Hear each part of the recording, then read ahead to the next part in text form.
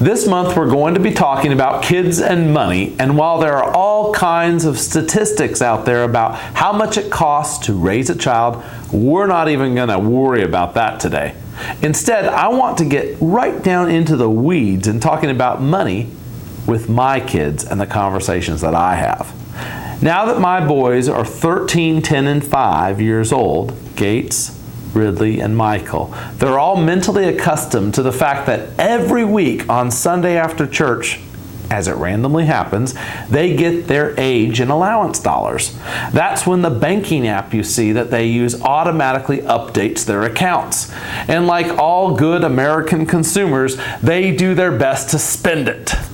I used to loathe the fact, completely loathe it, that they always want to talk about their money on Sundays. Because my mom always referred to that day as the Lord's Day, and I was brought up to relax and, of course, watch Seahawks football on Sundays. And it wasn't a day, though, where finances or budgeting were to be discussed. Fast forward, though, to today's world, and from my perspective, Sunday afternoon is just as good as any time for my kids to ask me questions as they're around and I'm not at work. But there are limits to my willingness to talk about money, and there are things that I'm setting limits on when it comes to their money and expenditures. Let me give you some stories. For example, with Ridley, the middle child, he knows exactly when, as he likes to say it, it's payday for me. He'll often come to me and he'll ask, how much money is in an account? How much money is in my account, Dad? I'll reply, $22. He'll say, well, now that I have $22 in my account, Dad, I'd like to give $10 to Gates, his older brother. I say, why are you giving your money to your brother? To which Ridley will reply something as if, well, Gates will talk to you about what he's going to do with it. So I say, okay, and transfer the money from Ridley's accounts to Gates's. Now, Ridley is obviously making decisions, and it is his money. And hats off to Gates for convincing his younger brother to fork over his allowance. I mean, that's brilliant. Then there are other times when we're out shopping and Ridley asks with a zap gun in one hand, a bang bang gun in the other, how much money he has. How much money do I have, Dad? I say $11. He goes, $11? His eyes get wide and he says, oh gosh, each of these guns are only $5 each. That means I can get a set. So he puts the zap gun away and pulls out another bang bang gun.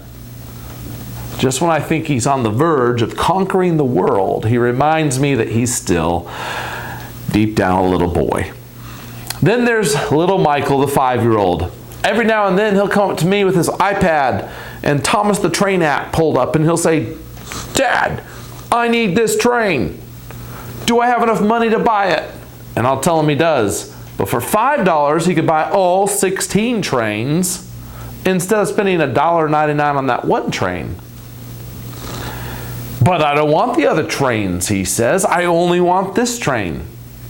Folks, from my observation, this is a kid who is not going to be shopping at Costco. He'll be Whole Foods all the way.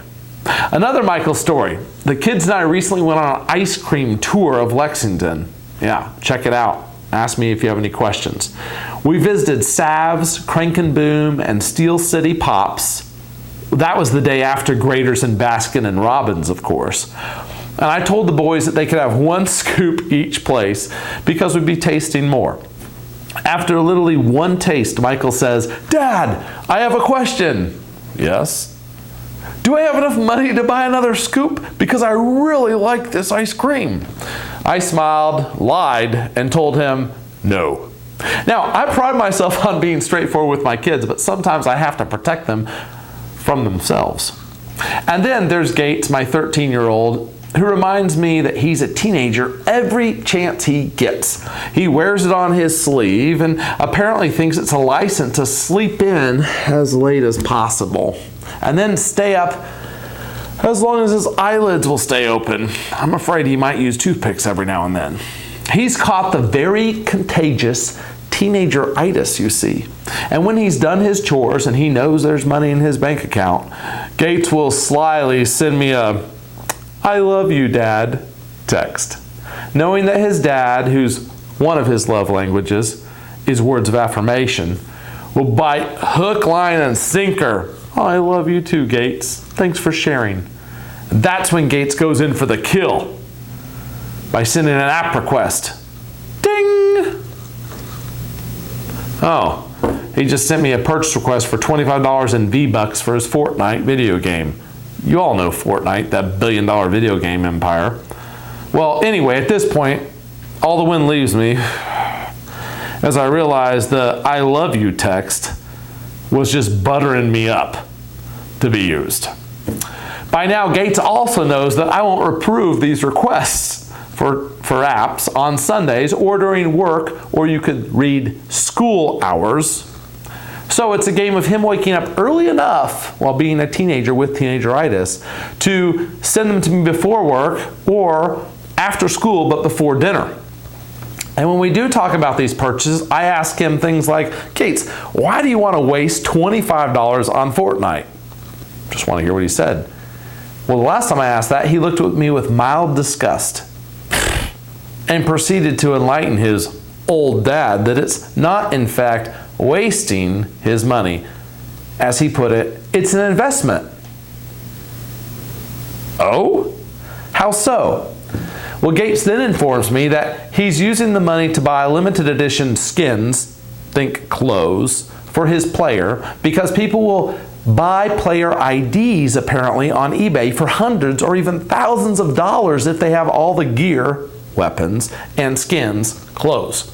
So he continues, you see, Dad, this $25 that I'm going to spend will mean that I have $125 invested in my player, and I plan to sell my player to some other person on eBay or whatnot for probably $5,000 in a year or two. Because it's limited, Dad. I mean, they're not going to be able to get these skins anywhere else, you know. And then he gives me that, so, what do you think about that look? And if you have any teenagers, you know that look well. Well, quite frankly, as I thought about his logic in putting money into something that he planned to try to sell to someone else for greater value, I mean, I had to smile. Maybe I've got a little businessman here. Maybe there's hope for the future after all. I told him I'd approve the request without cracking a smile, but that the only time will tell whether or not this is actually a good investment. So hopefully you had a few laughs. Hey, I want to know what other funny money stories do you have with your kids? I absolutely love to talk about my boys, but I also love to hear about your experiences with your children and their thoughts on these topics. So I'd love to hear your story. Give me a ring, let's chat, let's laugh together.